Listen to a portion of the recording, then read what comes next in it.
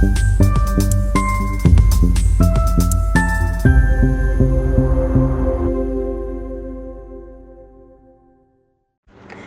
स्थित प्रेम बंधन लॉन में रविवार को सेवा सरकारी संस्थाओं के अध्यक्ष, उपाध्यक्ष एवं संचालक मंडल के पदाधिकारियों की महत्वपूर्ण बैठक आयोजित की गई। बैठक में सरकार क्षेत्र से जुड़े विभिन्न समस्याओं, किसानों के हितों तथा सेवा सहकारी संस्थाओं के समक्ष आने वाली चुनौतियों को विस्तृत चर्चा की गई। बैठक में भंडारा गोंदिया लोकसभा क्षेत्र के सांसद डॉक्टर प्रशांत पडोले, तिरोड़ा गोरेगांव विधानसभा क्षेत्र के पूर्व विधायक दिलीप बांसुड़, सहकार जिला अघाटी के अध्यक्ष राधे लाल जी पटेल तथा सेवा सहकारी संस्था के वरिष्ठ सदस्य शिशुपाल पटले सहित अनेक पदाधिकारी एवं सदस्य उपस्थित रहे।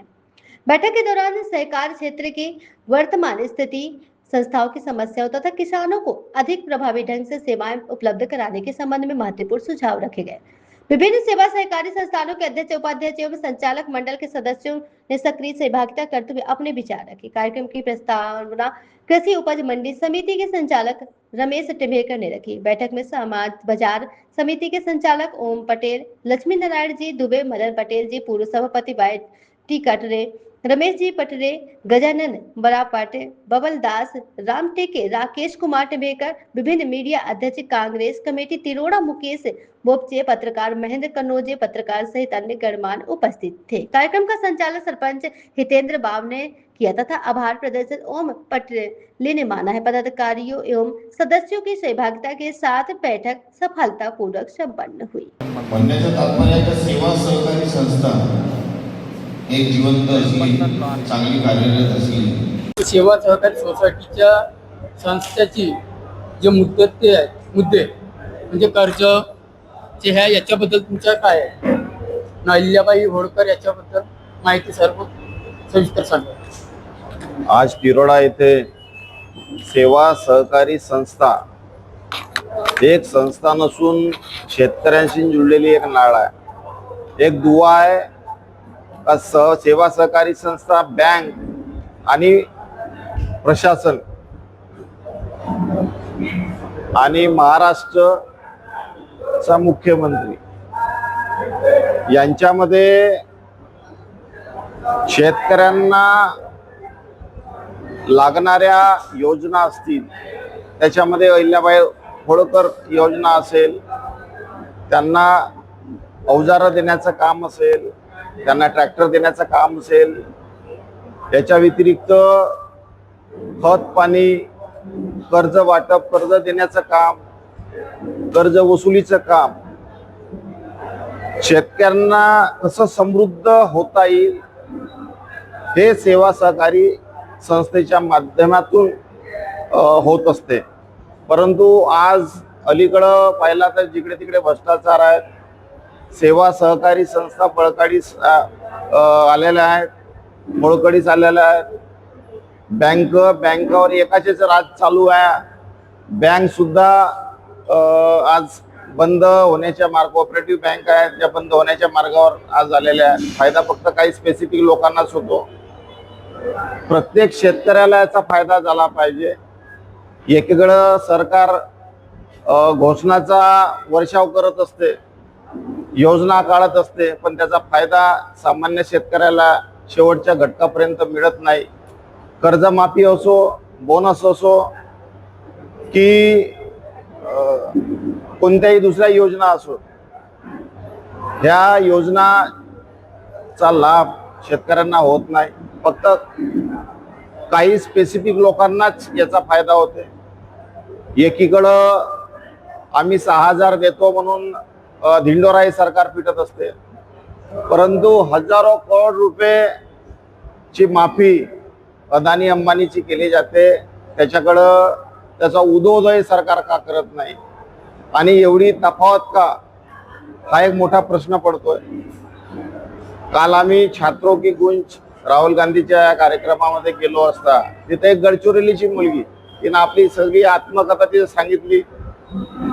ज्या शाळेमध्ये ते शिकते ती आदिवासी मुलगी, त्या शाळेची गत कशी आहे, जिथं त्या शाळेमध्ये बसते ते सिलिंग त्याचं खाली पडते, पाणी गळते आहे, टॉयलेट बाथरूम तिथं व्यवस्थित नाही, आणि याच्या व्यतिरिक्त तिच्यावर 2 वेळा विनयभंग झाला। परंतु याला दोषी कोण आहे? सरकारनं आमच्या पोरींच्या संरक्षणाकरता काय केलं आहे, ही गोष्ट जेव्हा राहुलजी गांधी यांनी एक कार्यक्रम घेतला तेव्हा ते छात्रों की गूंज नव्हती तर छात्रों की दहाड होती. त्यांच्या संरक्षणामध्ये त्या पोरीनं बोलून दाखवलं. शरम वाटायला पाहिजे या सरकारला, या मंत्र्यांना, त्या आदिवासी मंत्र्यांना राजीनामा द्यायला पाहिजे. आणि मी तर म्हणतो की सरकार समजा लोकांना मदत नसेल करत, एकीकडे तुम्ही रस्ते पहा, पूर्ण महाराष्ट्र गड्ड्यामध्ये आज गेलेला आहे. इलेक्ट्रिकचे भाव जिकडे तिकडे वाढतात, आसमानला वाढत आहेत. फायदा कोणाचा करतोय? MSEDCL चा करतोय की लोकांच्या फायद्यासाठी हा योजना बनत आहे? सोलर पंप बिलकुल फेल्युअर आहे. आज खताचे भाव आसमानच्या जवळ लागलेले आहेत. कुठे 1300चा भाव तो 2300 रुपयापर्यंत पोहोचलेला आहे. लिंकिंग चालूच आहे. कसं साखरेचा भाव आता वाढलाय, कसं काय? आणि मी तुम्हाला सांगतो की साखर, काल मी साखर कारखाने उद्योग करते त्याच्याशी चर्चा केली, त्यांच्याकडे साखर पडलेली आहे. मग हा भाव कसा काय वाढला याच्या प्रश्नचिन्ह आज निर्माण होत आहे. महागाई वाढत आहे, पण सामान्य माणूस इथं चांगल्या प्रकारे त्याला जगता येत नाही. त्यांना मूलभूत सुविधा गरजा त्यांच्या भागवता येत नाही. तर या पूर्ण सरकारनंच राजीनामा इथं द्यायला पाहिजे. ही परिस्थिती आता निर्माण झालेली आहे.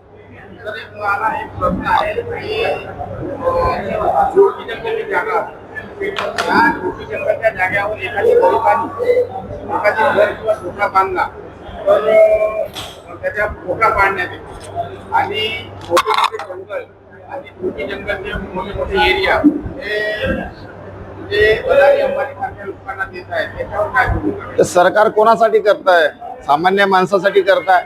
एक छोटासा लहानशी घर बांधायचे असला तर फारसे दुनियाभरचे कानून त्याच्यासाठी असतात.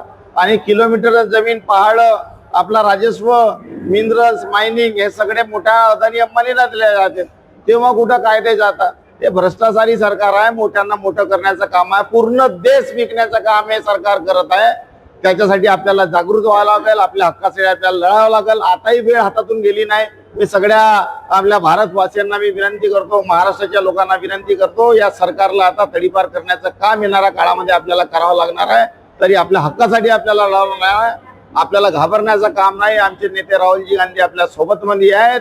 त्यांच्या पावलावर पाऊल ठेवून आपण या देशाला वाचवण्याचं काम करू. सर, आता ह्या सरकारने जे कर्ज केले आहे, म्हणजे ज्याच्या थकीत कर्ज तो सूट झालेला आहे आणि जो कंटिन्यू वरते त्याच्या 1.5 या 2 लाख माफ करायसाठी ते लागले, त्याच्यावर काय बोलणार आपण?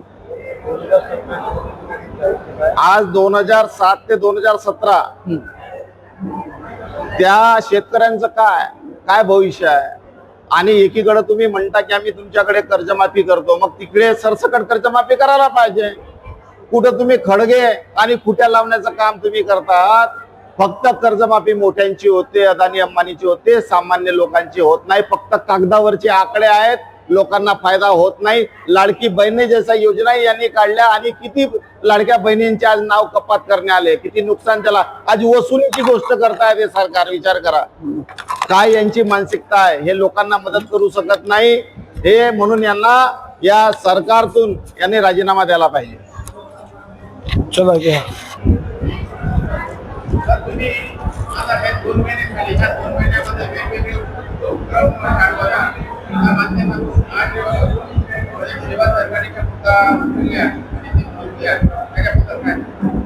बघा, तिरोडा मतदारसंघामध्ये सगळ्या स्तरातले लोक अडचणीत आलेले आहेत. मग सेवा सहकारी संस्थेमध्ये असणारा कर्जमुक्तीधारक शेतकरी असो, बेरोजगार तरुण असो, शेतकरी कुठलाही असो, या सगळ्या लोकांना मोठ्या अडचणी आहेत. मग विजेची अडचण असो, घरगुती विदर्भ वाढलेले रस्त्याचे युनिटचे रेट, या सगळ्या गोष्टीसाठी सत्ताधारी लोक कोणीही बोलण्यास तयार नाही.